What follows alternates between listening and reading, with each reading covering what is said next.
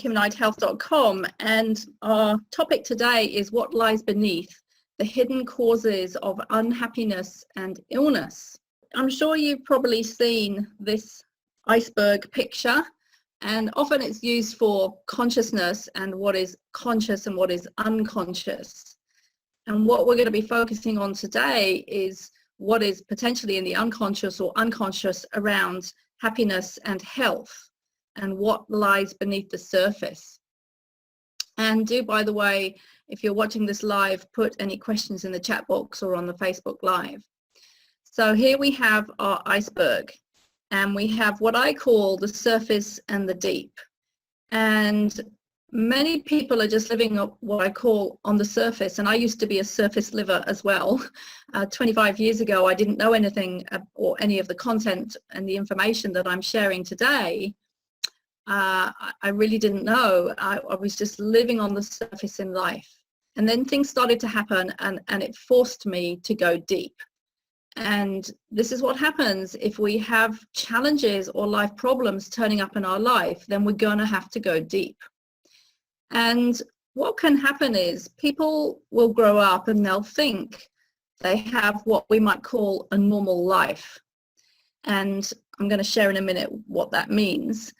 And when I work with clients, what we find is often I'll ask them in a session, so how was your childhood? And they'll go, well, you know, it was great. You know, I things at home were okay, things at school were okay, I was having fun, I was happy. And there may have been elements of that, but actually there were other things that were going on beneath at the time, which then get forgotten or buried. But the consequences of those things are not forgotten, even if they're buried. And we live in a universe of cause and effect where actions have consequences. And so whatever happens to us as we're growing up will have consequences later down the line. Whether we like it or not, it's just a fact. So we have our normal life on the surface, but underneath we have actually reality. So what can happen at a deeper level, which we're either not fully aware of or we've buried it and suppressed it, is that we've had unpleasant events and situations and circumstances happen in our life. For example, we may have had traumatic incidents, we may have had accidents, we may have experienced neglect or abuse, we may have felt really lonely, which all leads to suppressing our feelings. We may have felt very, very unsafe and very unsure in our environment. We may have felt afraid and a lot of other emotions such as frustration and sadness and hurt. And all of this went on. And what I find is that the setup for unhappiness in adulthood and illness in adulthood all starts by the age of 7. I'm not saying the symptoms or the unhappiness starts, although in a way the unhappiness does start then, but the setup, the foundation is in the first 7 years of life, without fail, with every single person that I've ever worked with over the last 11 years. It's a repeating theme because it's a fact of how life works. So if you have had any of these sort of experiences in your life, then it is quite possible that later in life you're going to end up with some unseen consequences. So here is an example, and I do have permission to share this example of a real live person and what happened to them in their life. So this lady had a very, very traumatic birth.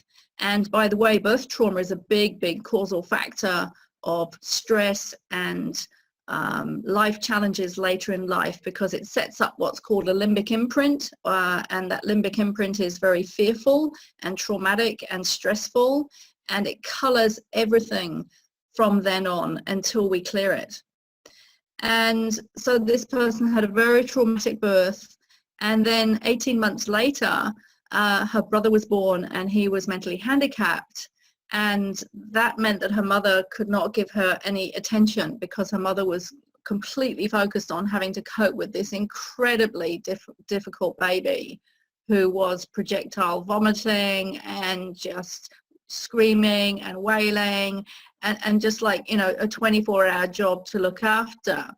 So this resulted in this child feeling extremely neglected and very alone, but not realizing actually that it could be different, because this is one of the interesting things, is that whatever we grow up with in our childhood, we experience it as the norm, and we just come to expect that as the norm. But it doesn't mean it's healthy or natural. It's just what's normal for us. It just becomes normal. Anyway, so there was also not a great relationship, even despite the brother situation. There was no bonding between the mother, a lot of disconnection. And because the mother was so stressed and had so many of her own problems, she took her repressed unhappiness out on the daughter, and often humiliated her, punished her, leaving her feeling very, very unsafe and very alone. And this also, she was also given a lot of responsibility. She had to look after her brother sometimes and keep an eye on him and watch over him, which was quite a responsibility for a young child. And she received no emotional support from either parent. In fact, did not once remember being hugged by either of her parents. And as a consequence of her mother being overwhelmed with looking after her brother, she was not allowed to have friends over to play. So she never really, she could only see her friends at school, but that was it. And that was, you know, quite stressful. And given a lot of responsibility as she grew up, even by the age of, you know, 10, and this is not uncommon, by the way, but given a lot of responsibility for helping around the house because her mother was in overwhelm. And the consequences of this were emotional suppression. So a lot of emotions, but not knowing how to deal with those emotions. And if you've listened to some of my other webinars, I talk about quantum physics and how energy and emotions are energy. They're a form of energy. Energy cannot be destroyed. That's a law of physics. Energy, once it's generated, cannot be destroyed. It can be transformed, but it can't be destroyed. So if emotional energy is generated inside the body, which it's doing from the moment we're born, if it's not cleared or healed or dissolved, whatever word you like to use, it stays in the body. So and eventually it leads to severe illness. That's where it leads to. So there was emotional suppression, feeling alone. Her only friend she felt at home was talking to the dog. And then a lot of lack of self-worth, lack of self-confidence, lack of self-belief, lack of self-love, because none of this was being modeled. Because we just soak up what is happening in our environment, which is why if you listen to Dr. Bruce Lipton, who did this amazing research into genetics and what is now called epigenetics, and epi means beyond. So epigenetics is next level beyond genetics, and epigenetics has proven that it is our environment and our response to what happens to us in our environment which turns genes on or off. So we have all genes in our body and they can either express or not. And according to what happens in our environment, our genes will turn on or off. Basically, this little girl created a lot of lack of self-worth, lack of self-confidence, lack of belief in herself. And if we're not loved, then we won't learn how to love ourselves. And that is a big, big issue. Also, when we have this sort of thing happening, then what happens is, as a consequence, is that when we try to seek approval, we try to seek approval and love from other people because we just don't feel good enough inside, because nobody's ever really told us we're good enough.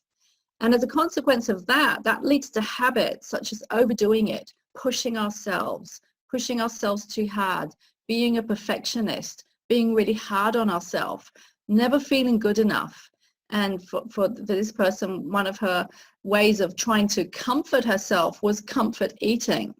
And if you look at any addiction, whether it's drinking or eating or drugs and there are many types of addictions, even, shopping, whatever it is, we're trying to get our need met. So as children, in the first 7 years of life, we have what are called emotional needs.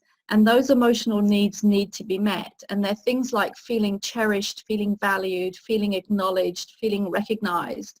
And when I work with people, I take them through what we call an emotional needs audit. And we audit, how much were your emotional needs met as you were growing up. And not only that, by the age of 18 months, we have what are called developmental needs, which are also a set of needs, emotional needs, which need to be met even by the age of 18 months. And they're similar to these emotional needs, feeling loved, feeling cherished, feeling valued, feeling respected. All these needs need to be met. And if they're not met, they lead to us not feeling good enough and creating behaviors such as pushing ourselves, always trying to prove ourselves. It doesn't matter what we do, we're never good enough, we'll never do it well enough, nothing is ever good enough because we don't feel good enough. And what it comes down to is, I'm not enough. And the consequence of doing all of that is that we get exhausted. And we're definitely not happy because deep inside, we don't feel happy and good enough. And so that leads to all sorts of life issues, such as physically, we could say exhaustion, burnout, pain, depression, which is the depressing of emotions, chronic fatigue, ME, fibromyalgia, irritable bowel. I mean, I could name 100 different health conditions, multiple symptoms. And then in our life in general, we'll do things like we'll sabotage our success, we'll have financial stress, we'll lose, and actually the examples I'm giving here are actually from this person, is that this is exactly what happened for them.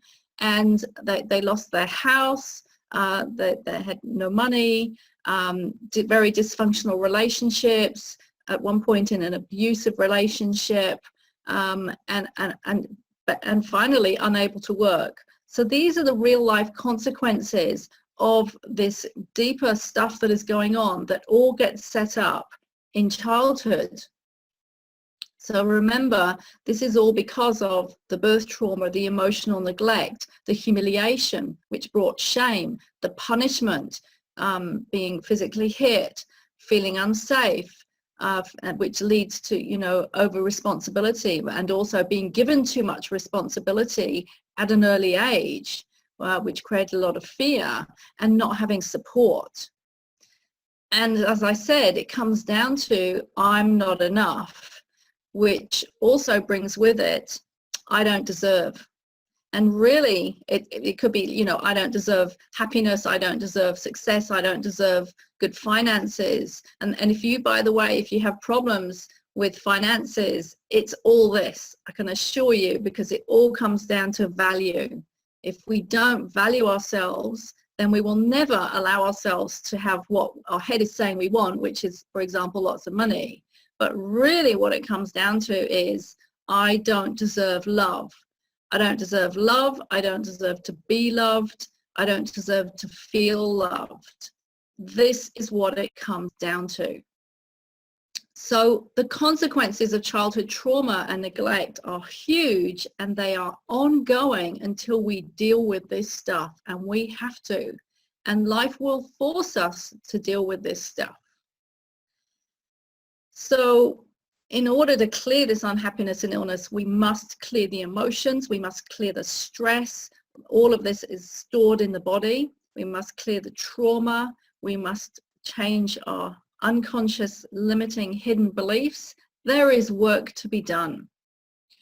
And the key really to healing is awareness, self-awareness. So we become aware of what we were previously unaware of, we heal, and then we make better choices. We have new choices available to us. So how do we grow this awareness? Well, apart from consciously saying I want to become more aware, what I find is that the biggest stimulus, if you like, to becoming more aware is that we get some form of pain or discomfort. So pain is often the way we are alerted to the deeper unconscious issues that we are not yet consciously aware of. And this pain can be emotional, mental, physical, spiritual, and it's a form of discomfort. So emotionally, we may feel unhappy, depressed, anxious, afraid, sad, lonely, hurt, etc. Mentally, the way it's going to show up is we're going to have negative thoughts. And the interesting thing about the mental side of it is that often we're not even aware that we're doing all of this, by the way. And this is why we have to become aware. But these are the signs and symptoms if we're aware of it. So we may have negative thinking, for example, expecting the worst rather than expecting the best. So we could call that pessimism, worry, overthinking, and these negative beliefs. That's what's going on mentally. Physically, we may have symptoms. We may have a health condition. We may have been diagnosed with a health condition by a doctor, and we may be taking medication.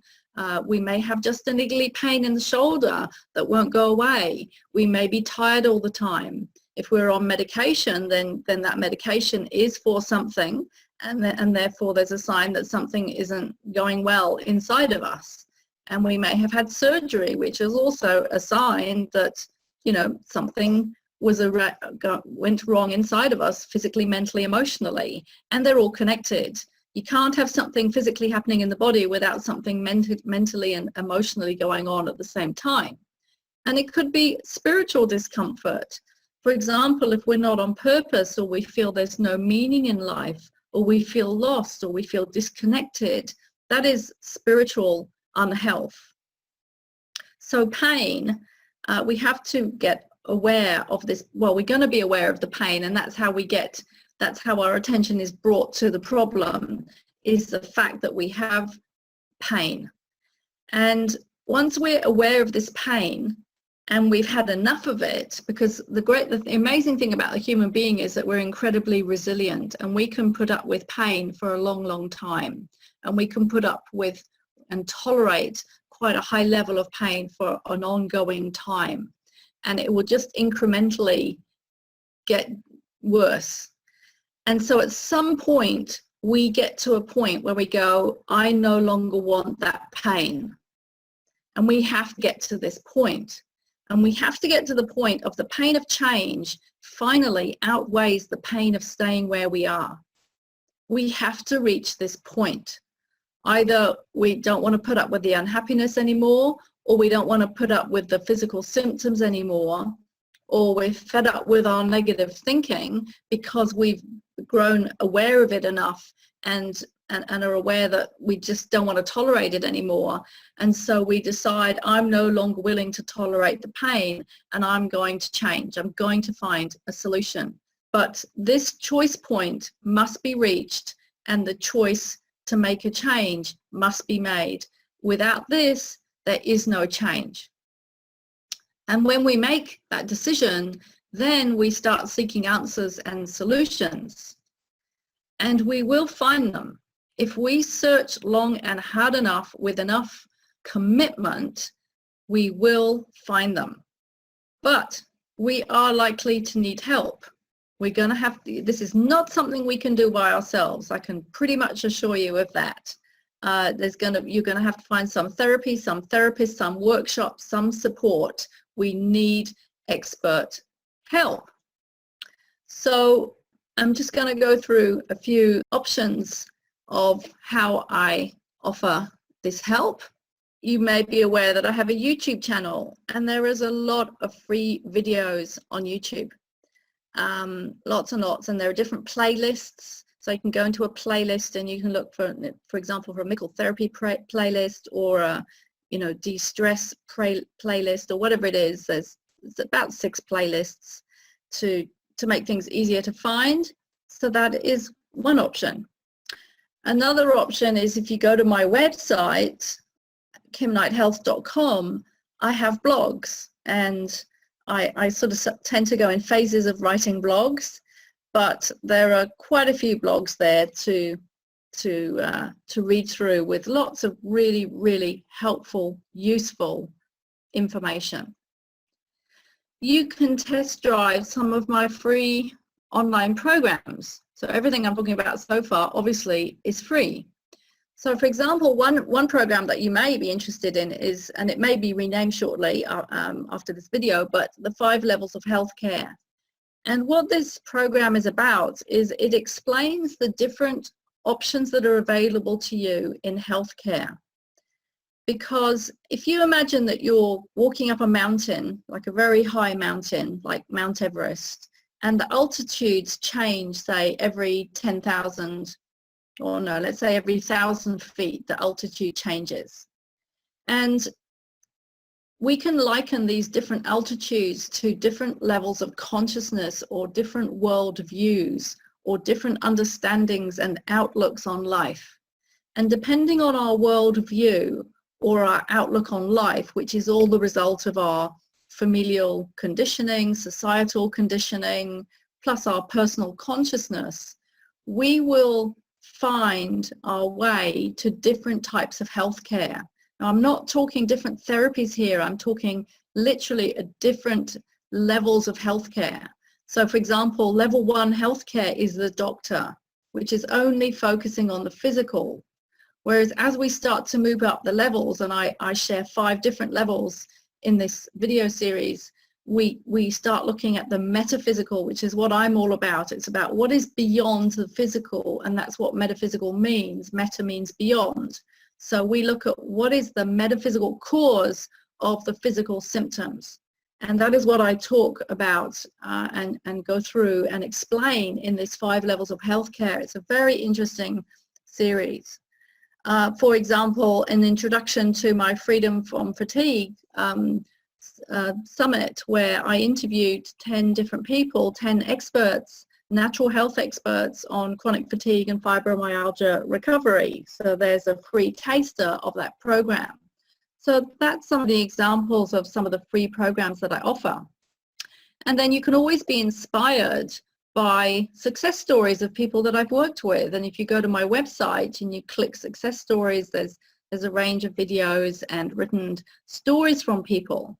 Because one of the things that is really important to know, if anybody who's listening to this video has been told, you know, we don't know what's causing the problem and we don't have a solution, which can create a lot of fear, then I want you to know that there is a solution. There's always a solution. You just have to know where to find it, and you have to go to the right people to find it. And then if you're really wanting to deep dive and fill in the pieces of the puzzle of your situation, then I have what I call my Kiwi Health Detective Breakthrough Session. And in 90 minutes, we definitively identify these events that happened in early childhood. And not just childhood, but in fact the whole of one's life. But they're the core contributing factors to why we are now either unhappy and or unhealthy. Because sickness is a furtherance of unhappiness. So there's always going to be unhappiness if we're unhealthy. It sits underneath the symptoms. And then I have paid programs, paid home study, self-help online programs. And there's a range. So again, you just go to my website and check out. And I am going to be doing some editing of my website in the next few months and making things easier to find. But I'm sure you'll find your way to what you need if you have a look through. And then sometimes I have live workshops. So the date's not quite right here. It may change, but for example, maybe coming to the Gold Coast this year. And then starting in 2 or 3 months, I can't say exactly when, I will be giving lifestyle prescription trainings on root cause diagnosis and teaching people how to do this for themselves. Because I'm all about teaching people to do all of this for themselves so that you become the master of you. That is what excites me.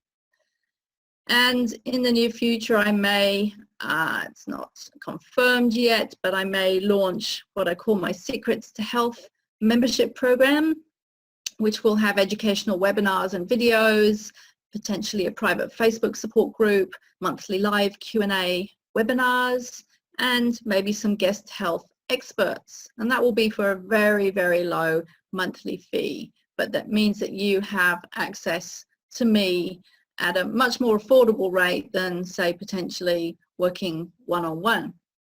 So that is what I wanted to cover today, and next time, unless something else becomes more pressing, what I'm going to be going through is the topic of how to survive a nervous breakdown. What is a nervous breakdown really? Because actually it can be quite misunderstood. What are the signs and symptoms of a mental breakdown? The connection between chronic illness, life crisis, and nervous breakdown. The connection between nervous breakdown and what is called spiritual emergency, and how to get through a nervous breakdown or spiritual emergency. And that is what we will be talking about next time. So I would just say thank you for joining me, and I look forward to catching you on the next webinar.